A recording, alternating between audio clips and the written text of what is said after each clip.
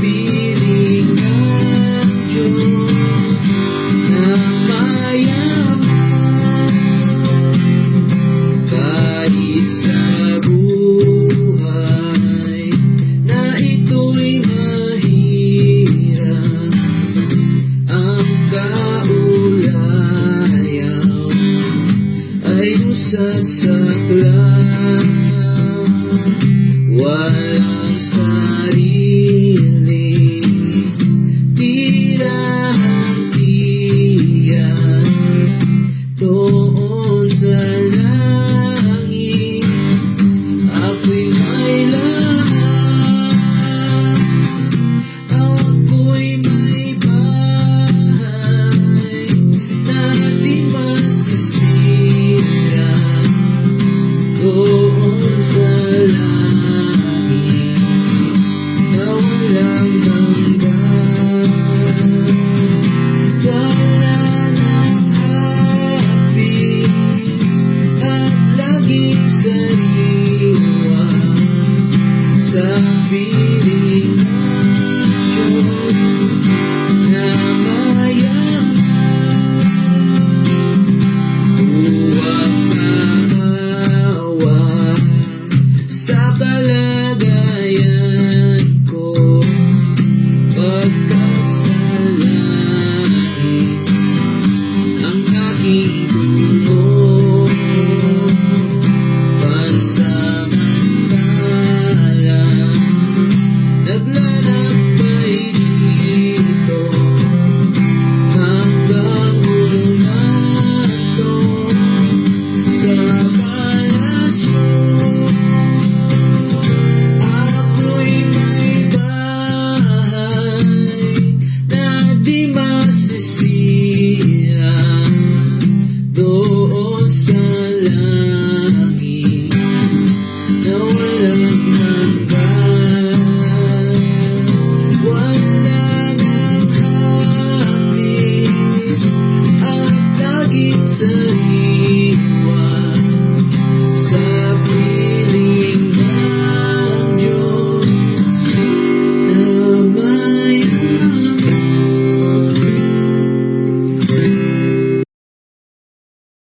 Salamat po sa Panginoon sa ating inawit at isunod natin itong mapalad na kasiguruhan.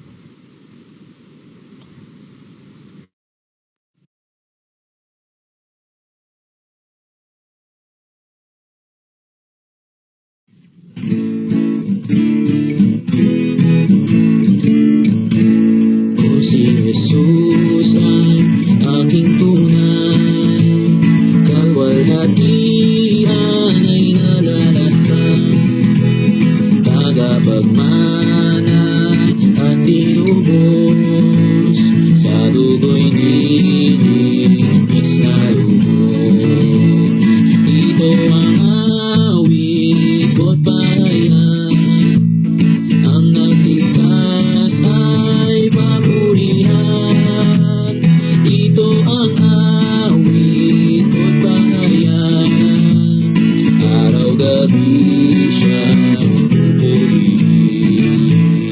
Ako'y lubusang pasasamo, sa pangitain ay nabibigyan. Mga anghel ang nagdadala ng alinaw-naw ng pagsinta. Ito ang awit ko't parayan, ang nagligtas ay papurihan. Ito ang awit ko't parayan, araw-gabi siya'y purihin. Wagas na nagpapahilalay, kay Kristo ay mayroong kasiyahan. Hihintayin lamang sa Kanya ang masaganang pagmamahal. Ito ang awit ko't pahayan, ang nagligtas ay papurihan. Ito ang awit ko't pahayag, araw-gabi siya'y pupurihin. Salamat po sa ating inawit. At ngayon ay bilang ating panimula ay kausapin natin si Brother Brian para sa ating opening prayer.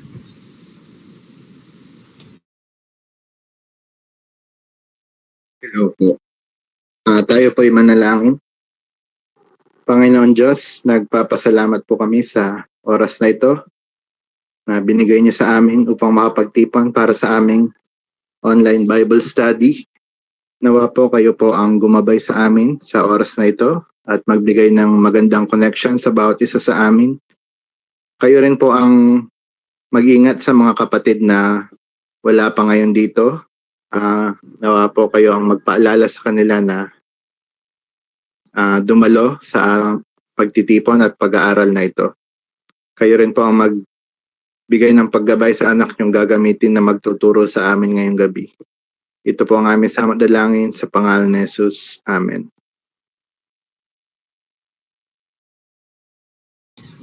Thank you, Brother Bry. At bago ko siguro ibigay sa ating tagapagturo, gusto ko lang magkaroon tayo ng kaunting review tungkol sa mga napag-aralan natin noong nakaraang Bible study natin. Nakita natin yung kahulugan ng salitang biyaya. Ito ay nagmula sa salitang Griego, yung charis. Ibig sabihin ay tumutukoy sa walang bayad at hindi nararapat na pabor ng Diyos para sa atin. Nakita natin dito yung mga pagpapalang dulot ng biyaya, yung kaligtasan, yung kalakasan, kailangan din natin sa paglago.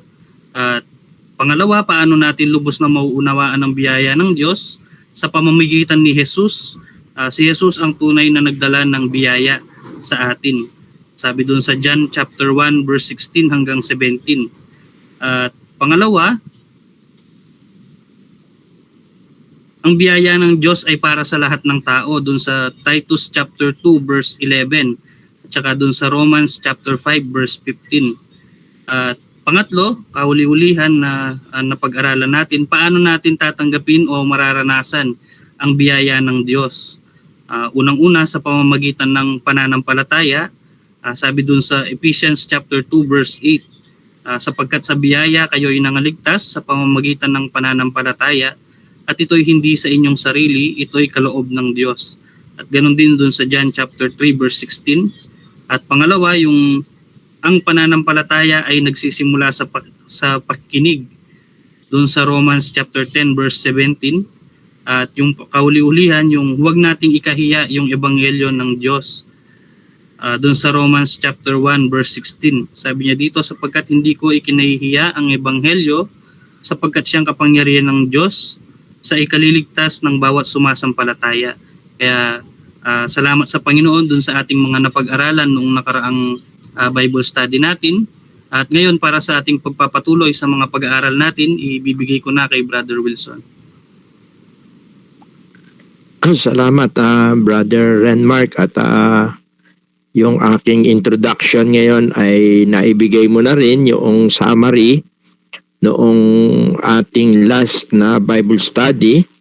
At ngayon naman ay ating tatalakayin yung panganib ng pag-abuso sa biyaya ng Diyos, o yung the danger of abusing God's grace.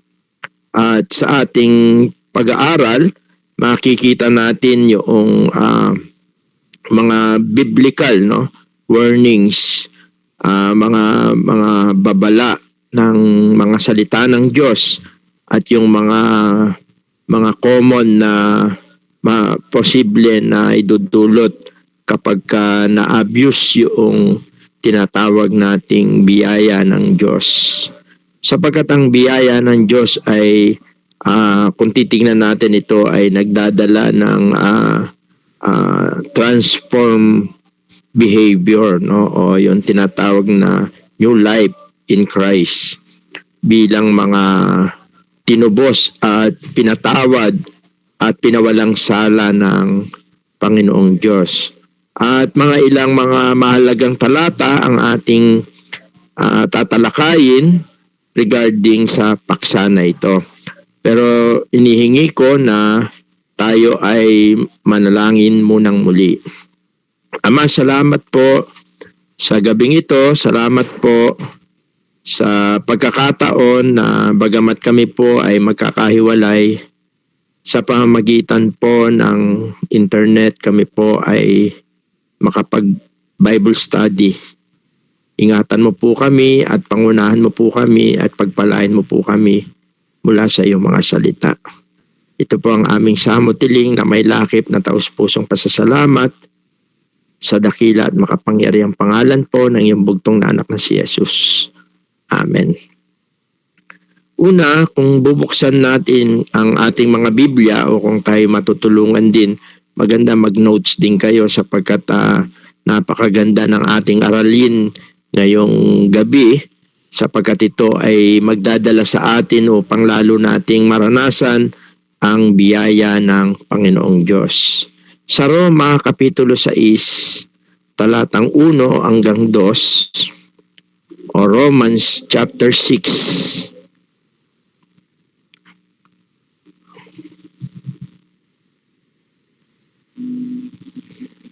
Ganito ang ating mababasa. Sa Tagalog sabi niya, ano nga ang ating sasabihin? Magpapatuloy baga tayo sa pagkakasala upang ang biyaya ay makapanagana? Wag nawang mangyari. Tayong mga patay na sa pagkakasala, paano nga tayong mabubuhay pa riyan? Napakaganda ng ating binasa sa sulat ni Pablo sa Roma. Ang sabi niya sa English, para itong tanong na nagbibigay din ng liwanag, no? Sabi niya, what shall we say then? Shall we continue in sin that grace may abound? Sabi niya, certainly not. How shall we who died to sin live any longer? Maganda na ating tignan ang bahaging ito na ating binasa dito sa Aklat ng Roma. Alam naman natin na ang Aklat ng Roma ay kung saan in-expound ni Pablo ang gospel o ang good news, ang magandang balita ng kaligtasan. In-expound niya dyan, inuna na niya yung kasalanan, and then dito sa part na ito, yung biyaya, pinakita niya rito yung ang kaligtasan ay isang biyaya, subalit hindi ito dapat abusuhin, no? Napakasimple nitong tinuturo ni Pablo na ang biyaya ng Diyos ay hindi lisensya para magpatuloy sa kasalanan. Ito yung pinaka makikita natin na katotohanan dito sa mga bagay na sinabi ni Pablo dito sa ating binasa. Ano nga ang ating sasabihin? Magpapatuloy baga tayo sa pagkakasala upang ang biyaya ay makapanagana? Maliwanag ang sagot, hindi dapat magpatuloy sapagkat ang biyaya ay hindi lisensya para magpatuloy sa kasalanan. Sa halip, sabi niya, ang isang mananampalataya ay patay na sa kasalanan. Ang tinutukoy dito, ang katulad ng isang patay, physically siguro, tignan natin, kapag ang isang tao ay halimbawa sabihin natin mahilig siya sa masarap na pagkain. Halimbawa sabihin natin na paborito niya yung lechon manok. Pagkapatay na siya, kahit maglagay ka ng lechon manok, wala na. Wala na siyang appetite. Wala na siyang gana. Wala na siya. Yun ang tinutukoy ni Apostol Pablo. Bilang mga tunay na mananampalataya, tayo ay patay na. No? Ang tinutukoy niya rito, siguro para lubos natin itong maunawaan, para makita natin yung simpleng paliwanag sa bagay na ito, sabi niya, magpapatuloy ba tayo sa pagkakasala upang sumagana ang biyaya? Napakaliwanag ng sagot. Wag nawang mangyari. Tayong mga patay na sa pagkakasala, paano pa tayo mabubuhay? Yan. Ibig sabihin nito, noong tinanggap mo si Kristo, ang iyong lumang pagkatao, yung tinatawag na old nature, yung tinatawag na simple nature, yung alipin ng kasalanan, ay namatay na. Kung ang isang tao ay patay na, wala na siyang gana o pakialam o reaksyon sa mga tukso ng mundo. Kaya hindi na dapat siyang magpatuloy mamuhay sa kasalanan kung binago ka na ng Diyos. Napakaliwanag nito. Yun ang isang maliwanag dito na biblical, spiritually. At yun din ang inilalarawan ng bautismo. Katunayan ng Roma 6 ay tinalakay niya rin dito yung tinatawag na spiritual meaning ng bautismo. Sapagkat sa bautismo, yung paglubog mo sa tubig, nangangahulugan yon na ikaw ay namatay na sa kasalanan, ikaw ay namatay na spiritually, inilibing na. No? At yung pag-ahon mo sa tubig, yun yung bagong buhay mo. Yun yung spiritual life. Ang biyaya, hindi siya lisensya.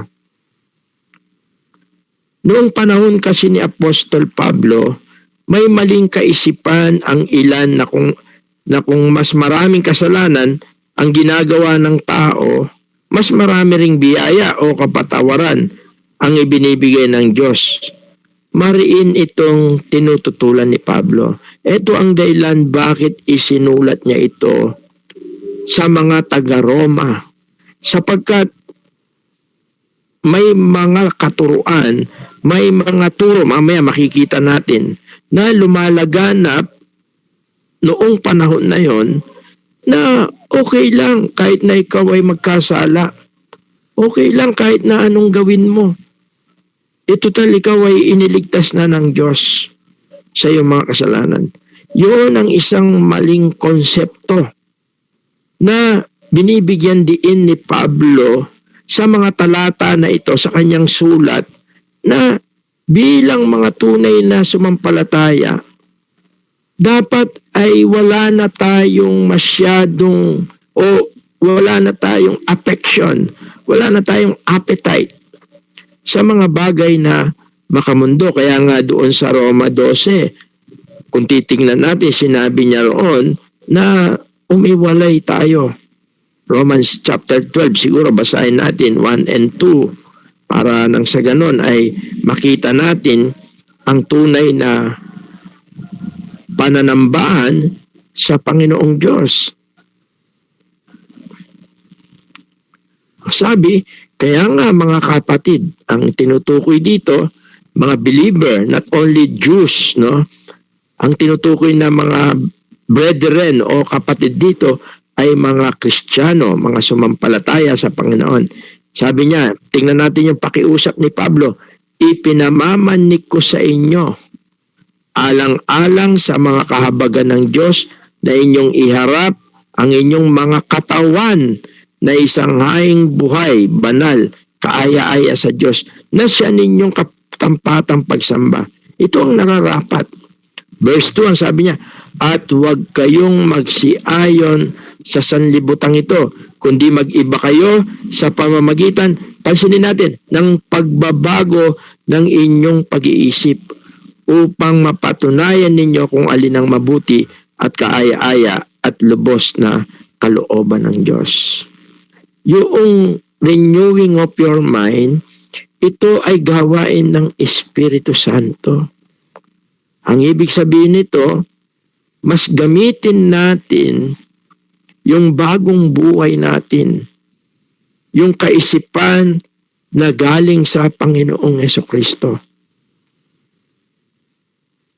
At ang bilang isang mananampalataya, tinututulan ni Pablo ang maling aral noong panahon nila. At ngayon, yan ang problema ngayon sa Christianity.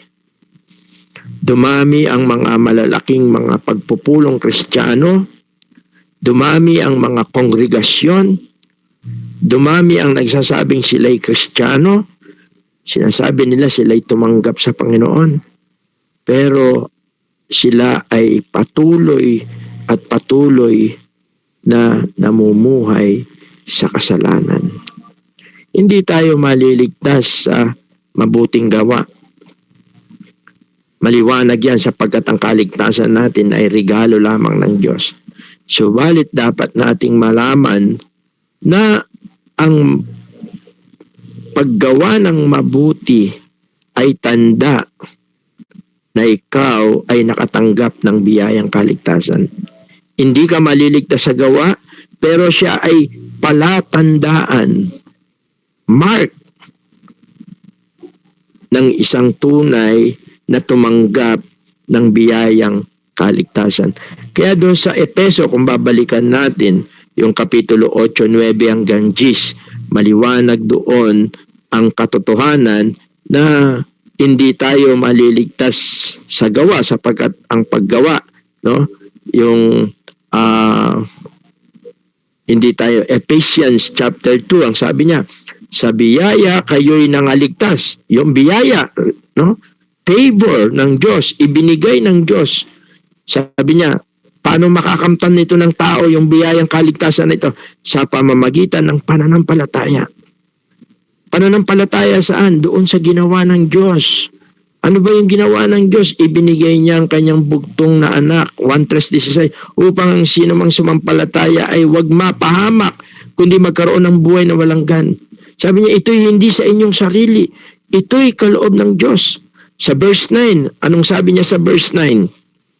Sabi niya, hindi sa pamagitan ng mga gawa upang ang sino man ay wag magmapuri.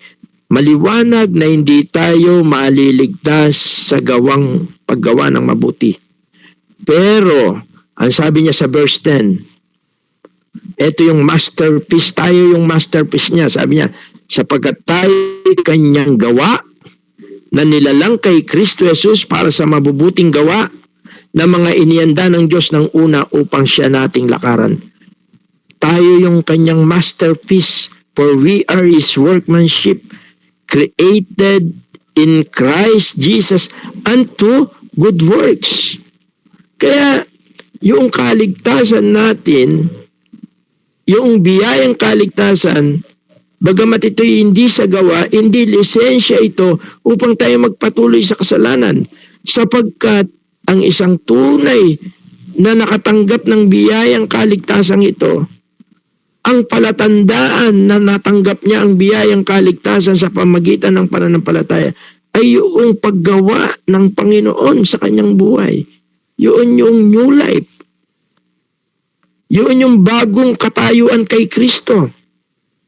Ayon sa mga theological, no, sa theology, ang mananampalataya nakipag-isa na kay Kristo sa kanyang kamatayan at muling pagkabuhay. Ang kasalanan ay wala ng kapangyarihan sa buhay ng isang Kristiyano. Yun ang isang katotohanan. Sa praktikal na pamumuhay, ang tunay na biyaya ay hindi lamang nagpapatawad sa nakaraan, kundi nagbibigay rin ng kapangyarihan para talikuran ng kasalanan at mamuhay ng banal araw-araw. At yan ay sa patnubay ng banal na Espiritu. Kaya maliwanag na ang kaligtasan ay sa biyaya lamang at ang palatandaan na ito'y tinanggap mo na, binabago ka ng Panginoon. Although ito ay tinatawag na process, kaya nga inialintulad niya tayo sa isang sanggol. Unti-unti, kailangan itong lumalago. Kaya maliwanag na ang biyaya ay hindi lisensya para sumagana ang biyaya, hindi lisensya ang kasalanan. Bagkus ito ay kapangyarihan. Tingnan natin, bakit ko nasabi na ito ay mga false teaching during that time. Siguro, tingnan natin sa Jude chapter 1 verse 4. Makikita natin na dito sa sulat ni Pablo, dito sa Jude Sa bandang huli, bago Revelation, dito sa verse 4, ang sabi niya, sapagkat may ilang taong nagsipasok ng lihim, yaong mga itinalaga ng una pa sa kahatulang ito. Ibig sabihin, mga unbeliever ito. Ito ang problema. Sila ay nakapasok ng lihim sa church. May dala-dala silang mga ideas, may dala-dala silang mga practices, may dala-dala silang mga katuruan. Ano ito? Sabi niya, mga di banal na pinalitan ng kalaswaan, no? Hindi ko na babanggitin yung word dito. Kalaswaan ang biyaya ng ating Diyos na itinatwa ang ating iisang guro at Panginoong Jesucristo. Ito yung problema noon. At yan din ang nagiging problema sa panahon natin.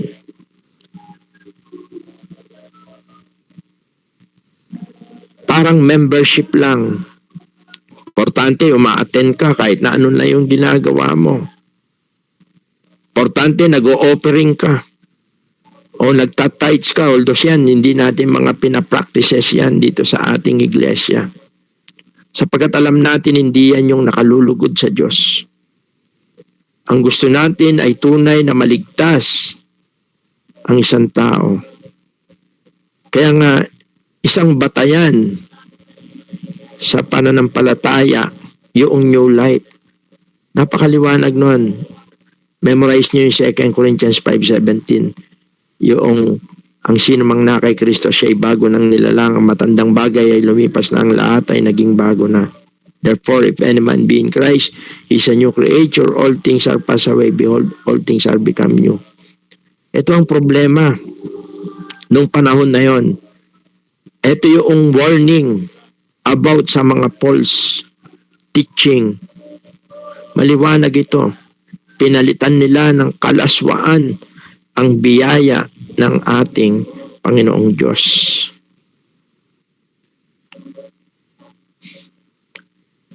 Ang mismong buod ng kasalanan ng mga huwad na guro ito, no, dito sa Jude chapter 1. Actually, sa wikang Grego, ang salitang ginamit para sa immoralidad o kalaswaan ay aselehia o aselhia, na nangangahulugan walang pakundangan at walang kahihiyang pagkakasala sa laman.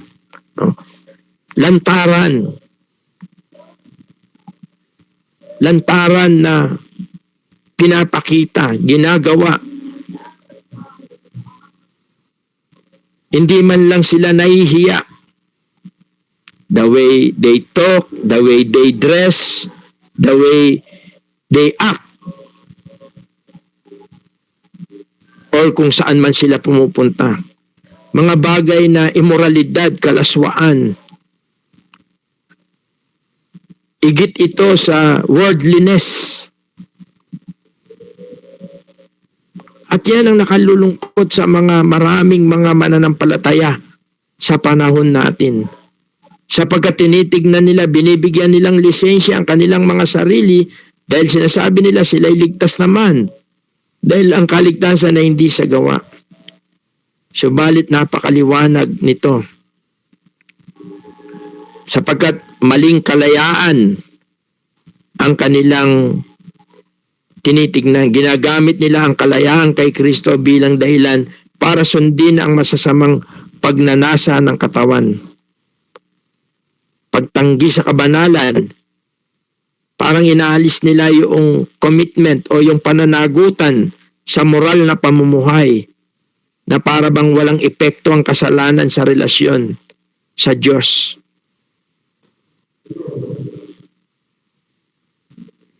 Ang tunay na kahulugan ng biyaya salungat sa turo ng mga huwad na guro. Ang tunay na biyaya ng Diyos ay hindi nagbibigay ng laya para magkasala. Sa halip, ito ay nagbabago ng puso ng tao upang maging banal. Yan ang biyaya. Tingnan man natin sa Tito chapter 2 verse 11 and 12. Tito chapter 2 verse 11 and 12. Ang sabi rito, sapagkat napakita ang biyaya ng Diyos na may dalang kaligtasan sa lahat ng mga tao. Verse 12. Ang sabi niya, dito sa verse 12, na nagtuturo sa atin upang pagtanggi natin sa kalikuan at sa mga kahalayan ng sanlibutan ay marapat mabuhay tayong may pagpipigil at matuwid, banal sa panahong kasalukuyan ng sanlibutang ito. Napakaliwanag na ang biyaya ay nagtuturo na to say no to ungodliness sa pamumuhay na, sabi niya, teaching us that denying ungodliness.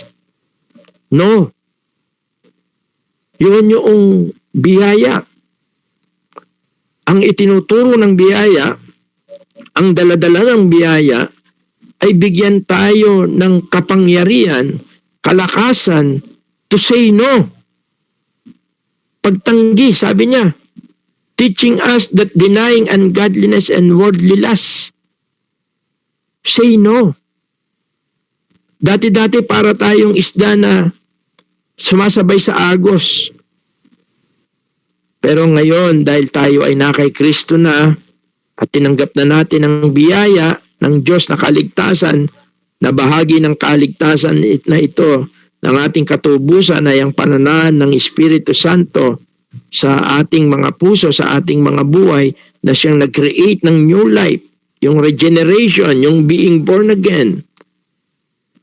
Ngayon ay nagkakaroon na tayo ng to say no. Dati ito yung gusto mo, no. Ngayon, no.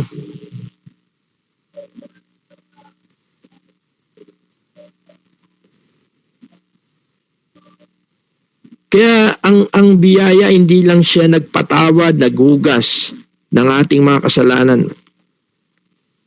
Pero ito ay may kapangyarihan to transform yung ating buhay. Yun yung masterpiece ng Diyos sa atin. Ngayong tayo ligtas na, ngayong tayo nasa Panginoon na, ang nais niya sa atin ay lumago tayo sa biyaya, ang sabi niya doon sa ating nakaraang pinag-aralan. Subalit napakapanganib ng biyaya, no? Kung ito'y aabusuhin natin. Sa ikalawang Pedro, Kapitulo 2, talatang 19, maliwanag din si Pedro ay hindi lang si Apostol Pablo, kundi maging si Pedro, si Apostol Pedro, sa chapter 2, verse 19, ay nagbigay din siya ng mga katotohanan tungkol sa bagay na ito. Sabi niya, na pinagnakuan ng kalayaan. Ito yung freedom. Saan? Samantalang sila'y mga alipin ng kabulukan, sapagkat ang nadaig ni naman ay naging alipin din naman niyaon. While they promised them liberty, ito yung kalayaan, no?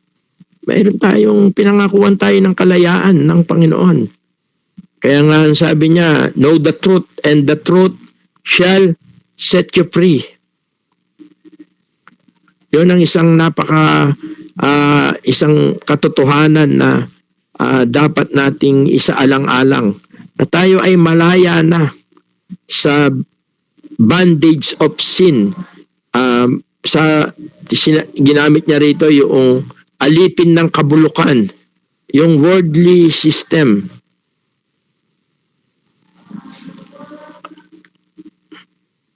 At ito ay mahalaga na makita natin. Huwag natin hayaan na ang tanggapin natin ay yung tinatawag na mahinang klaseng biyaya. Dapat natin isaalang-alang na ang katotohanan ito. Sabi niya, while they promised them liberty, they themselves are slave of corruption. For by whom a person is overcome by him, also he is brought into bondage.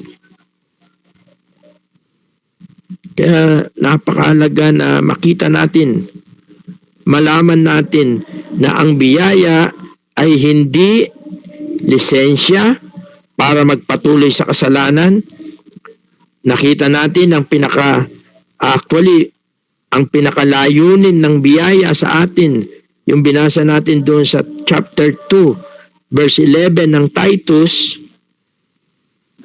Ito ay nagbibigay sa atin nagtuturo sa atin para to say no. Para tayo ay lumayo sa mga sistema, pamumuhay na hindi nakakalugod sa Panginoong Diyos. At yun yung masterpiece niya. Yung workmanship tayo yung gawa ng Diyos. At gusto ko rin kahuli-hulian dito sa maikling pag-aaral natin. Gusto ko na makita natin yung panganib na dala-dala nito sa buhay natin, no? Dito yung Galatians 6:7.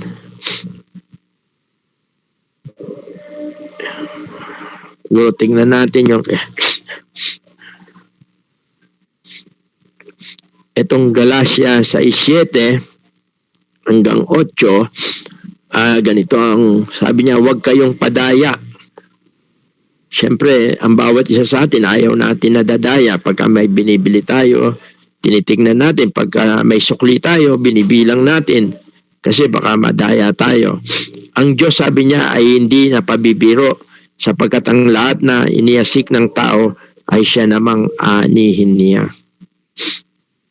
Alam niyo ang Galatia 6:7 ay nagtuturo para itong tinatawag na law, no? Law of nature. Kung ano yung ginagawa o pinili sa buhay, yun yung inihasik . Yun din ang babalik o mangyayari sa iyo. Yun yung aanihin. Ito ay isang prinsipyo na tumutukoy na minsan tinatawag sa atin, ay nakarma ka. Di ba? Naririnig natin yun . Nakarma ka. Ibig sabihin nun, yun ay dito sa ating kultura, ganun yung konteksto. Ngunit sa kontekstong Kristiyano, ito ay patungkol sa katarungan at katapatan ng Diyos. Yung what you sow, what you reap, ito ay tumutukoy sa katarungan at katapatan ng Diyos. Yung sinabi niyang huwag kayong padaya. Ang Diyos ay hindi na pabibiro. No? Ito ay tungkol sa Diyos at tungkol sa kanyang mga anak o tungkol sa bawat isa. At ito ay tumutukoy na nakikita ng Diyos ang lahat ng ating ginagawa. At siya ay makatarungan at siya ay tapat. Ang ibig sabihin nito, kasi yung paghahasik, ito yung mga iniisip, salita, desisyon, mga ginagawa sa araw-araw. Ang pag-ani ang magiging resulta o bunga ng mga ito sa iyong future. Ano yung aral dito? Una, walang may tatago sa Diyos. Kung mag-aasik ka ng kabutihan at pagsunod, aani ka ng pagpapala. Kung mag-aasik ka ng kasamaan o makasariling hangarin, aani ka ng kapamakan. Ito ay tungkol sa Diyos. Hindi niya kukonsintihin ang anumang mga pagkakasala. Sapagkat siya ay Diyos na banal, siya ay Diyos na makatarungan. At hindi niya rin palalagpasin na hindi bibigyang gantimpala ang mga bagay na ginagawa natin para sa Kanya. Katunayan sa versikulo 8, mas lalong nilinaw ni Pablo ang bagay na ito. Kung titingnan natin, sabi niya, sapagkat ang nag-aasik ng sa kanyang sariling laman ay sa laman mag-aani ng kasiraan. Datapot ang nag-aasik sa espiritu ay sa espiritu mag-aani ng buhay na walang hanggan. Napakaganda, mayroon dalawang uri ng paghahasik o pagtatanim. At mayroon din dalawang pag-ani. Una, mapapansin natin yung paghahasik sa laman. Anong kahulugan nito? yung pamumuhay ayon sa makasariling nasa. Ito yung flesh, old nature, yung galit, inggit, no? O yung maka-worldliness, yung makamundo. Yan yung paghasik sa laman. Actually, sa Galatians, sinabi niya yung mga, in-identify niya yung mga gawa ng laman. Siguro tignan natin sa Galatians chapter, kung di ako nagkakamali, chapter 5. Tignan natin. Galatians, hanapin ko lang sandali. Galatians chapter 5, para lang ma-identify natin ano ba yung mga gawa ng laman. Sabi niya, Galatians chapter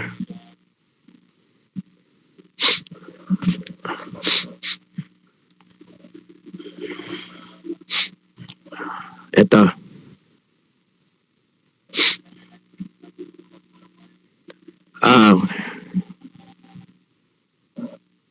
Galatians chapter 5 verse, ito yung verse, mga kapanigilian yan, verse 20.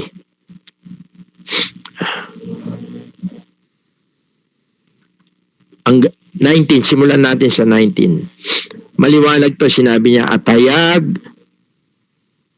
ibig sabihin, yung salitang hayag, nakikita ito. Hindi siya parang hangin na hindi mo nakikita, na nararamdaman mo lang, hindi. Yung salitang hayag, no? Now the works of the flesh are manifest. Ito sabi niya, at hayag ang mga gawa ng laman sa makatwid ay ang mga ito, pakikiapid, karumihan, kalibugan, pagsamba sa Diyos-Diyosan, pangkukulam, mga pagtataniman, mga pagtatalo, mga paninibugho, mga pagkakaalitan, mga pagkakampi-kampi, mga pagkabahabahagi, mga hidwang pananampalataya, mga kapanigalian, mga paglalasing, mga kalayawan, at mga katulad nito. Tungkol sa mga bagay na ito ay aking ipinapaunang ipaalala sa inyo, tulad sa aking pagpapaalala ng una sa inyo na ang mga nagsisigawa ng gayong mga bagay ay hindi magsisipagmana ng kaharian ng Diyos. Ito, very clear yung mga manifestation noong flesh, no? Yung pagtatanim sa laman. Kaya makikita natin kung babalikan natin yung sa Galatians 6:8, yun yung mga gawa ng laman. At yung bunga nun, napakaliwanag. Sabi sa Galatians 6:8, kabulukan, no? Kung babalikan natin yung Galatia 6:8. Pagkasira, yan. Pagkasira ng relasyon, kawalan ng kapayapaan at spiritual na kamatayan. Yan yung binubunga noong flesh desire. Samantalang yung paghasik sa espiritu, ito yung ang kahulugan nito, ito yung pagsunod sa gabay ng banal na espiritu. Doon, balikan natin sa Galatians 5:22. Ito yung pagpapakita ng pag-ibig sa kapwa, paggawa ng mabuti sa ating mga kapwa, mga magagandang mga attitude sa Galatians 5:22. Sabi niya, dati ang bunga ng espiritu ay pag-ibig, katuwaan, kapayapaan, pagpapainuhod, kagandang loob, kabutihan, pagtatapat, no? Etc. etc. Marami pa yan. Yan yun. Ano ang bunga niyan? Buhay na walang hanggan. Ganap na kagalakan at buhay na kasama ng Diyos. Kaya dito sa ating pinag-aaralan, dapat nating isaalang-alang yung tinatawag na konsekwensya. Ang biyaya ay hindi siya lisensya at ito ay itinuturo lamang ng mga tao na makalaman, kaya inahaluan nila, sinasamantala nila ang mga bagay na nagpapatuloy sa pagkakasala. Pero dapat nating tignan ang panganib nito sa buhay Kristiyano.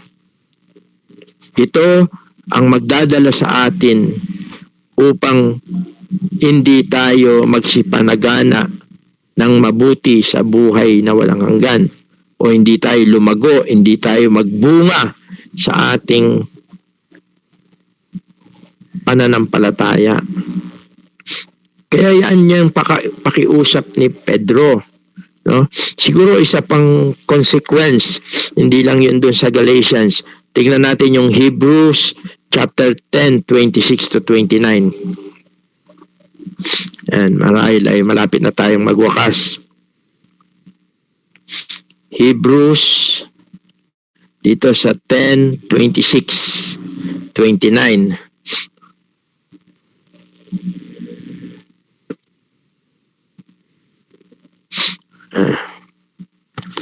Ang sabi rito, sapagkat kung ating sinasadya ang pagkakasala pagkatapos na ating matanggap ang pagkakilala sa katotohanan, ay wala nang haing natitira pa tungkol sa mga kasalanan. Napakabigat, no? Tila ito ay isang mahirap na kalagayan na mangyayari sa isang mananampalataya na alam na niya mali, pero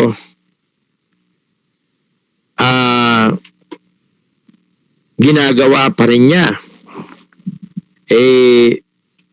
Ano pong sabi rito?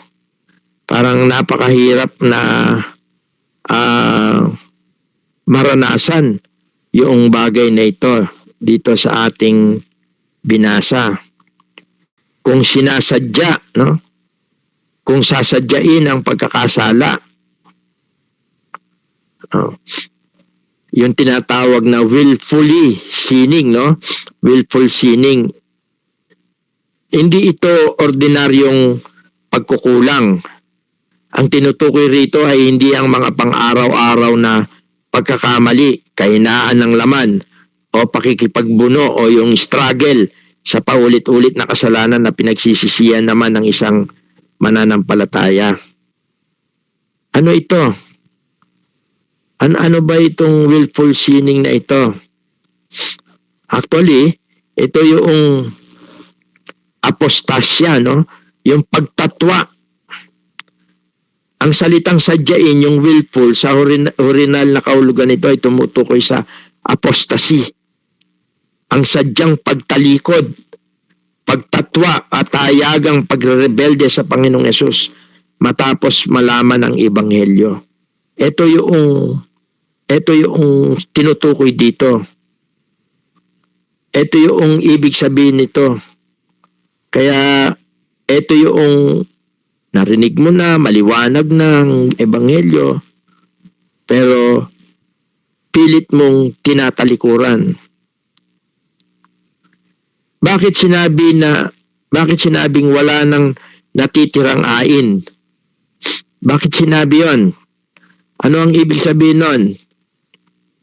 Na bakit sinabi na wala nang natitirang hain, o sinabi niya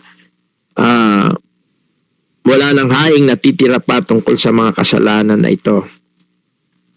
Una, para sa mga Hudyong Kristiyano, isinulat ang aklat ng mga Hebreo para sa mga Hudyong nanalig kay Jesus, nakararanas ng matinding pag-uusig. Dahil sa takot, binalak ng iba na bumalik sa lumang tipan at sa pag-aalay ng mga hayop doon sa templo. Yon yung konteksto nito.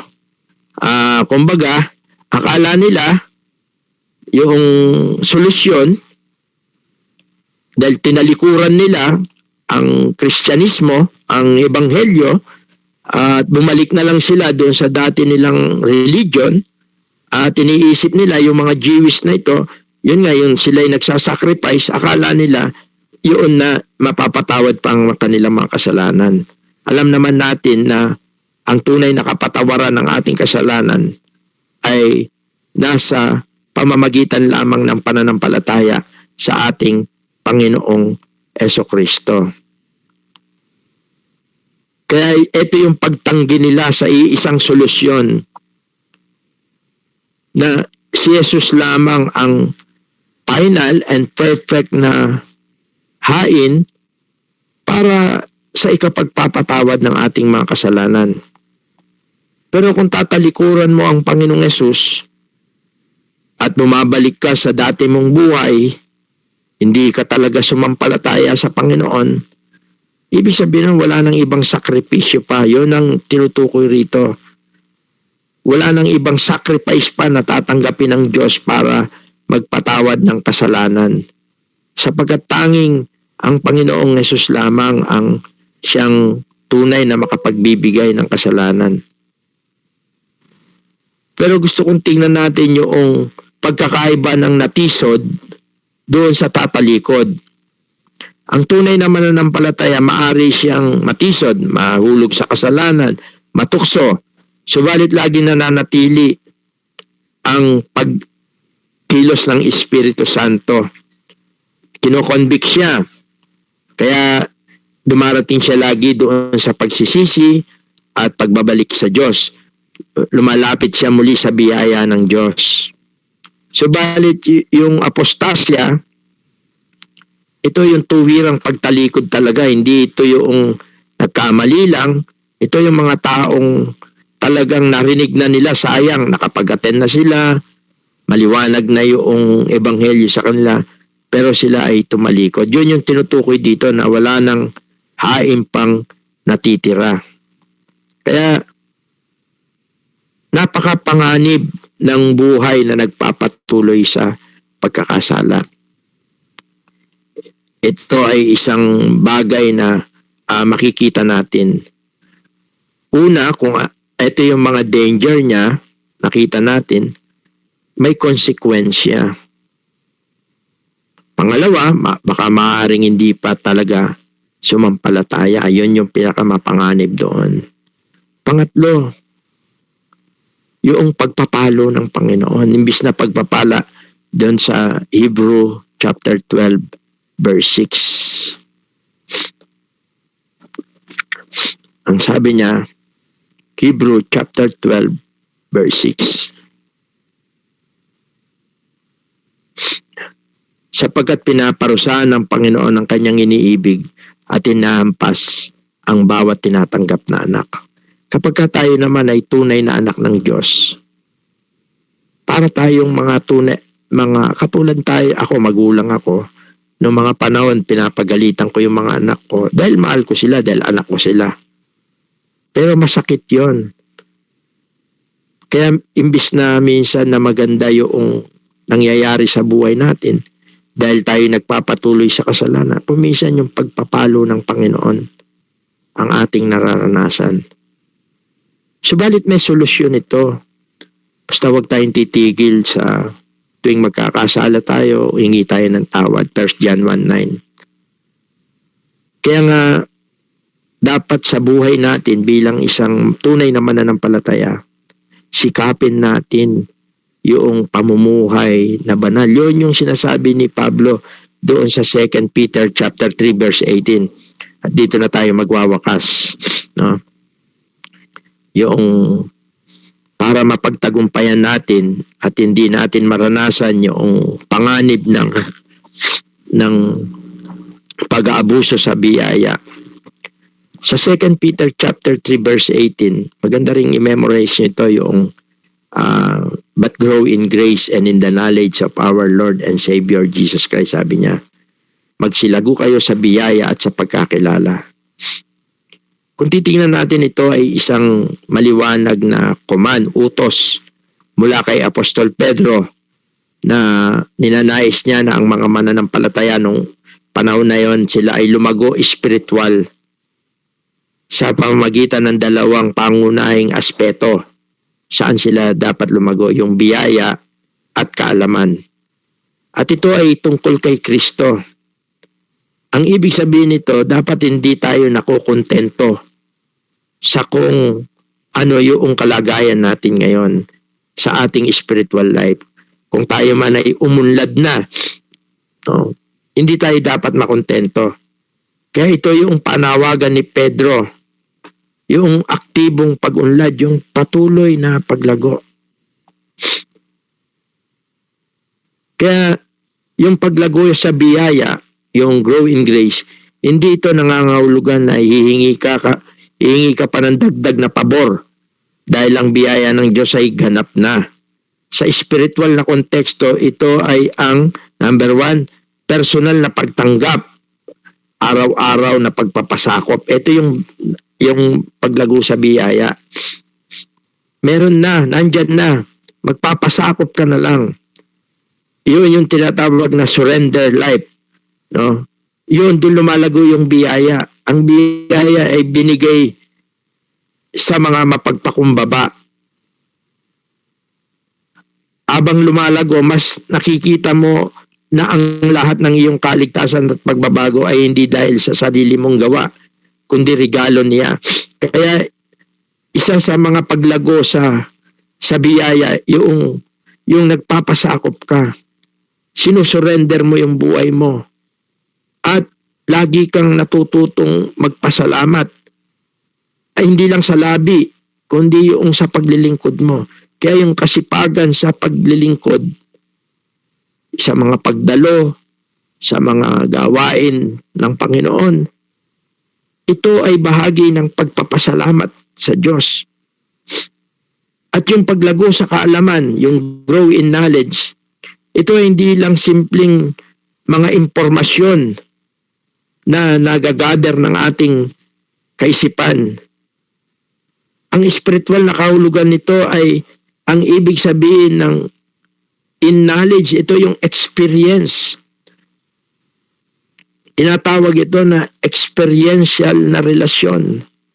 Mas nakikilala mo si Jesus hindi lang sa kwento, hindi lang sa pag-aaral sa Bible, kundi sa personal na pakikipag-ugnayan sa pamagitan ng panalangin at pagbabasa ng kanyang salita.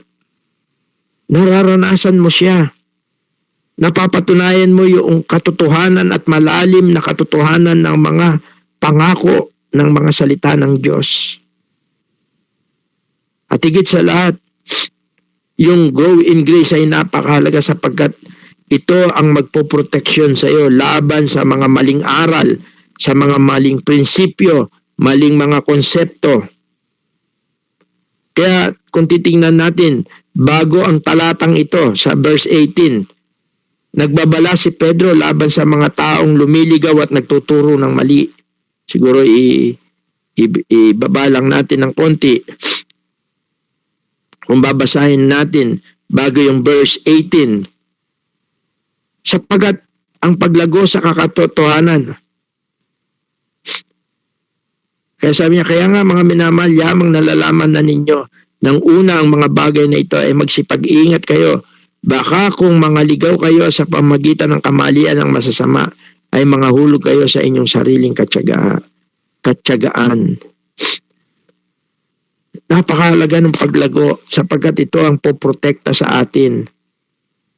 Kaya ang malalim na kaalaman sa katotohanan tungkol sa Panginoong Hesukristo ang siyang magpapatibay sa atin para hindi tayo madala ng mga maling katuruan. Hindi tayo maatamnan ng mga maling katuruan. Hindi makorap, mapolluted yung mind natin sa mga maling sistema at katuruan ng mundong ito. At higit sa lahat, kung titingnan natin, kung babalikan natin 2 Peter chapter 3:18, ito yung lubos na pagtutuon ng kalwalatian sa Panginoon. Sabi niya, but grow in grace and in the knowledge of our Lord and Savior Jesus. To Him be glory both now and forever. Sumakanya nawa ang kalwalatian. Kaya, ang pangunahing layunin ng spiritual na paglago ay hindi to impress other people or other believer, but to glorify the Lord Jesus Christ. Sapagkat ang spiritual na paglago ng isang mananampalataya ay tunay na nagdadala ito ng papuri sa Panginoon sa pamagitan ng kanyang mga gawa, mga pamumuhay, mga paglilingkod. Sapagkat ang isang puno na lumalago sa kasama sa kanyang paglago ang kanyang pagbubunga. At yun ang nakapagbibigay kalwalatian sa Panginoon. Kaya mahalaga na tayo ay lumago upang wag tayong mahulog sa mga panganib ng pag-aabuso sa biyaya ng Panginoon. Nawa ang ating pag-aaral na ito ay sumalamin sa bawat isa, maging salamin sa bawat isa. Nang sa ganon ay makita natin ang tunay na kalagayan natin sa harap ng Panginoon. Sapagkat ang layunin ng pag-aaral natin na ito ay makatulong sa bawat isa, sa inyo at sa akin, upang maranasan natin ang walang hanggang kabutihan ng Diyos dito pa lang sa lupa. Habang hinihintay natin ang dakilang kalwalatian na naghihintay sa bawat mananampalataya. Mapalad tayo kung tayo ay nasa Panginoon, tayo ay ligtas na nung tayo sumampalataya. Subalit, mas lalo nating ma-appreciate, makikita ang pagiging mapalad natin kung tayo ay mamumuhay sa biyaya ng Panginoon. Huwag nating abusuhin sapagkat mapanganib at higit sa lahat ito ay hindi makakatulong upang makamtan mo sa buhay na ito ang tunay na kagandahan ng buhay na nasa Panginoon. Let us pray. Ama, salamat po sa gabing ito. Salamat po sa iyong mga salita. Salamat po sa paalaala na hindi po namin dapat abusuhin ang biyayang kaligtasan na ipinagkaloob mo po sa bawat isa na sumampalataya po sa amin. Salamat din po, nakita namin na hindi sapat ang sinabi po namin na kami sumampalataya. Sapagkat mayroon din po natanda ang isang tunay na mananampalataya, ang iyong paggawa sa aming mga buhay.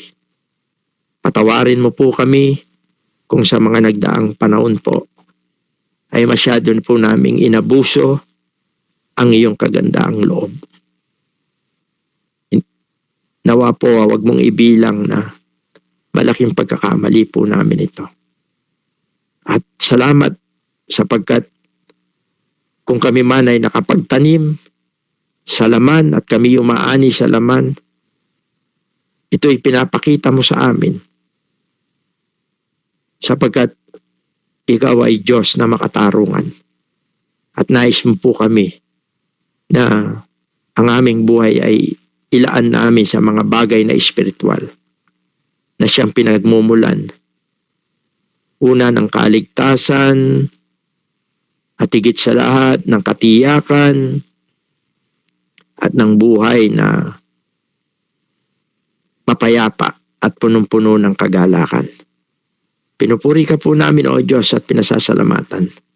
Ang lahat po ng ito ay aming pong hinihingi na may lakip na mataas na pagpupuri at pagpapasalamat sa dakila at makapangyarihang pangalan po ng iyong bugtong na anak na si Jesus.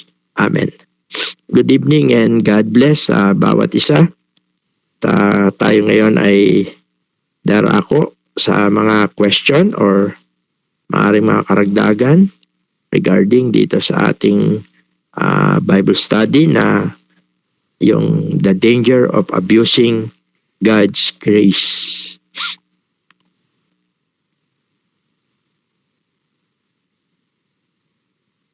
Balik ko muna sa ating MC, kay Brother Ren.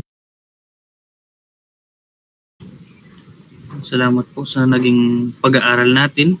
At ngayon, tulad po ng nabanggit ni Brother Wilson, kung meron tayong mga katanungan at ganun din kung meron mga karagdagan sa ating mga kapatid, ay, open na po tayo. At gayon din po sa mga nanonood po sa ating pong Facebook Live, ay pwede rin po na makapag-comment po kung meron pong mga katanungan.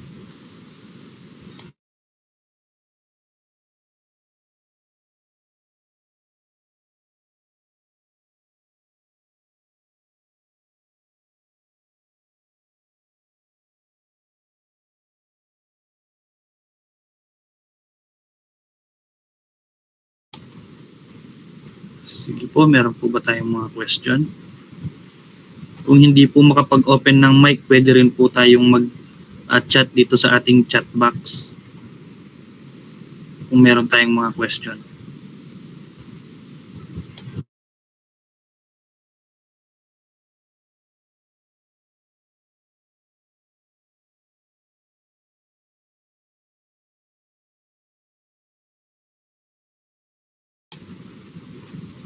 Sige, last call po.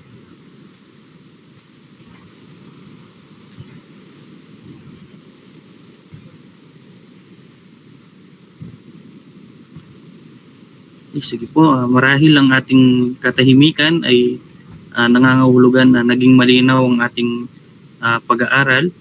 At sa mga susunod nating mga pag-aaral ay patuloy na nawa ang bawat isa ay makapag-join, makapag-attend dito sa ating online Bible study. At maganda ay encourage din natin yung ibang mga kapatid na makapag-attend din sila at makapakinig upang sama-sama tayo na mag-aral sa mga salita ng Diyos.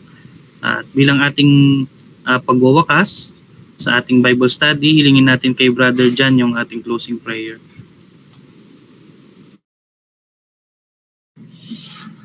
Sige po, tayo po ay mag-close po sa panalangin.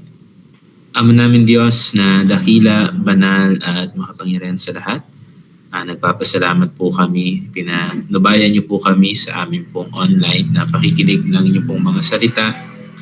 Nakita po namin ang biyaya, tunay po ang kaligtasan ay biyayang pinagkaloob po ninyo sa amin pong mga kasalanan, na kahit kaano po karami po ang kasalanan po namin, ay ito po ay sapat ang biyaya po ninyo para kami po ay patawarin. Salamat din po, nakita po namin na ang biyaya po na ito ay hindi po dapat abusuhin ng mga sumampalataya sa aming Panginoon para magpatuloy po sa pagkakasala, dahil nakita po namin ang tunay pong sumampalataya, panananahanan po ng banal na Espiritu, at nakita po namin ang bunga. Salamat din po sa mga naging warning po sa amin, lalo na po sa amin pong mga kabataan at ang tukso ng sanlibutan. Patuloy ang dalangin po namin, katulad ng aming pong napakinggan, na kami po'y lumago sa aming pong mga pananampalataya. Salamat po, nawa gamitin niyo pong patuloy ang aming pong online Bible study para sa mga ganito pong pag-aaral. Salamat sa lahat ng youth na dumalo. Salamat sa lahat po ng maaari pa pong makapanood. At aming pong prayer, ang mga makapapanood po ay patuloy patnubayan po ng banal na Espiritu sa pakikinig. Salamat din po sa inyo pong anak na ginamit, na nagkayag po sa inyo pong mga salita. Patuloy din po ang panalangin po namin, ang inyo pong pangunguna po sa aming pong kapatid, maging po sa kanya pong buong pamilya. At patuloy po sa inyo po namin nilalapit ang gabi po na ito, kayo pong mag-ingat po sa amin. At muli, ang lahat po na ito ay amin pong dinadalangin sa pangalan ni Jesus. Amen. Salamat po. Good evening po. God bless.